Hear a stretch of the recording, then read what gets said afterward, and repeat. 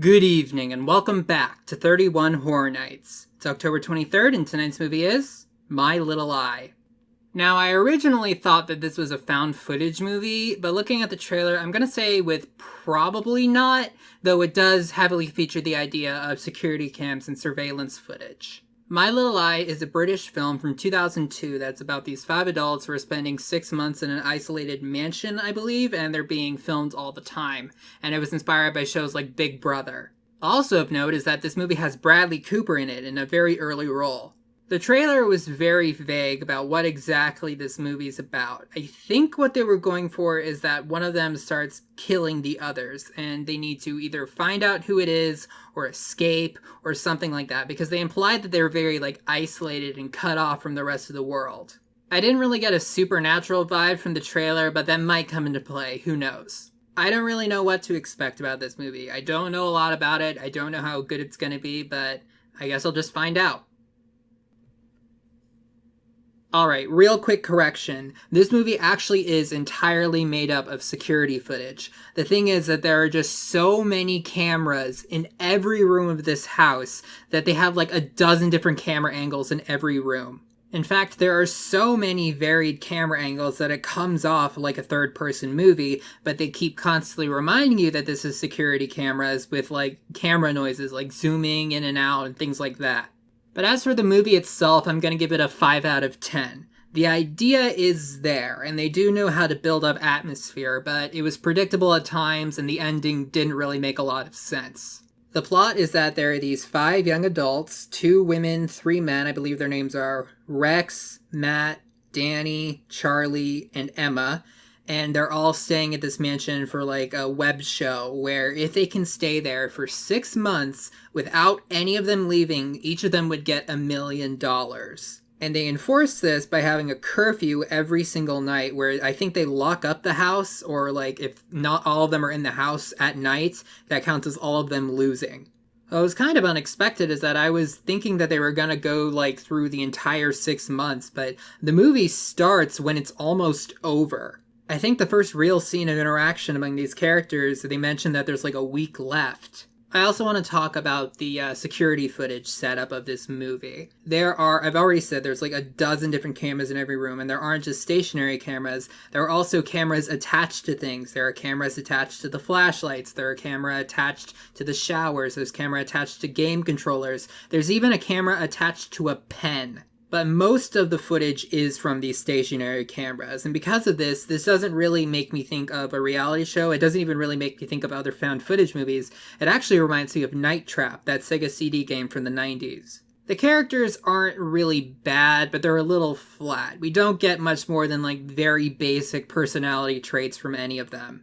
Emma's the nervous one, Rex is the annoying one, Matt's the cool guy, Danny's socially awkward, and Charlie's the fun girl. It's like The Breakfast Club, but a horror movie. And as for this setting, I've certainly seen a lot better, scary old houses or mansions used in horror movies. When it comes to the plot itself, for most of the movie, it's the characters wondering if there's something actually wrong going on, there's somebody who's snuck into the house, or there's right outside the house wanting to get in, or something like that, or if it's just the people behind the game that they're playing. They just refer to them as the company. If it's just the company doing stuff to make them want to leave so they don't have to pay them. There are a few clever moments here and there, but this entire movie is pretty by the numbers. At the time, the only really notable thing about it was the fact that it was shot from the point of view of security cameras. But looking at it from a 2020 perspective, My Little Eye isn't really much to write home about. This isn't a terrible movie, but I've seen this idea be done better in other films. Paranormal Activity 2, for example, used security footage very well. This movie is just kind of meh. Okay, now I want to talk about some spoilers. I think one problem with this movie is that they gave away which one of these 5 people is the really suspicious one way too early in the movie. Matt, in the beginning of the movie, pretty much unprompted, starts going into details about a stalking murder case. And then, when they heard a noise in the attic, they go up and they see an injured bird flying around. And then, without hesitation, he snaps its neck, saying, "Oh, this is the best thing to do." Both of these things happen, I think, within the first 20 minutes. And then I think they spend the rest of the movie trying to backpedal and make you really suspect Rex. So it wasn't exactly surprising to learn at the end of the movie that Matt was the one who wants to kill everyone. They get a visitor, a skier played by Bradley Cooper. I think he called himself Travis. And with him, they get the suspicion that maybe what they're on the web show isn't as popular as they thought it would be, since he said multiple times that he never heard of it, and he's on the internet all the time. And apparently there's no internet at all, so they can't just look it up themselves. So I think like a day after his visit and he leaves, Danny hangs himself. And that's when they say, okay, we need to call someone, we need to get out of here. And that's when Rex starts hacking into whatever. He was like computer science, all that stuff. And he finds the website, but it's really hard to locate. I think has a $50,000 paywall behind it. And when he manages to break through, he sees that it's just pictures of them with like betting odds on it. So that makes them suspect that this is like a snuff film or like a way for people to watch these characters die or kill each other. And at the end of the movie, that turns out to be true.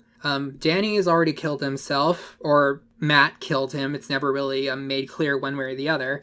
And then Matt kills Rex and Charlie, leaving just Emma. A police officer does come to the mansion, and that's sort of like maybe they're going to get out of it, but it turns out he's in on it too. So once they manage to capture Emma, it ends with Matt and the police officer, or the quote-unquote police officer, you never hear his name, talking about it and saying that like, oh, am I going to get promoted in the company for this? And it was like, this isn't really that type of company. It's just like a couple guys and a couple very rich clients. And then he says, it's very easy to find 5 suckers. And then there's a pause. And then Matt says, don't you mean 4 suckers? And then the police officer shoots him. I didn't think much of it at first, but the more that I thought about this premise, the less sense it made to me. Underground, like people who are paying a lot of money to watch people die, I mean, I guess I can see that, sort of like underground, like fighting rings or stuff like that.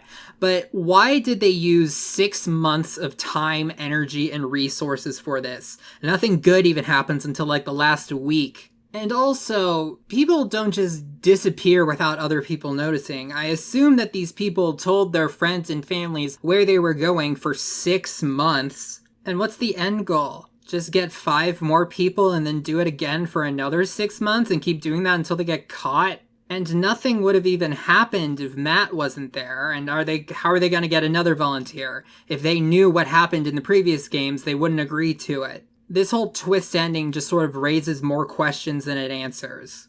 While there are some interesting ideas in My Little Eye, ultimately I think it falls flat due to its somewhat predictable plot and not very interesting characters. I wasn't really a fan.